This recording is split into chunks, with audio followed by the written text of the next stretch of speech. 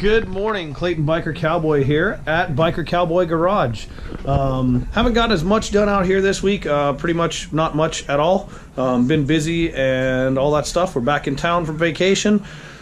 Been a good busy week. So today we are working on the van. So I have Chris and Dennis and Kent all over here. Just installed a backup camera and a new stereo DVD player. So I'm super stoked. They're putting new door speakers in. You can tell I'm quite the workaholic here, letting everybody else do the work. Backup camera is super hidden right under here. So yeah, it's coming out really sweet. Just stoked to get this van set up a little bit better. You can see the new DVD player in the dash. We're gonna get it all dialed in here. Still need to get a wheel chock mounted over here, get the bike kind of as far over and back as possible. So here we are, just working away at Biker Cowboy Garage.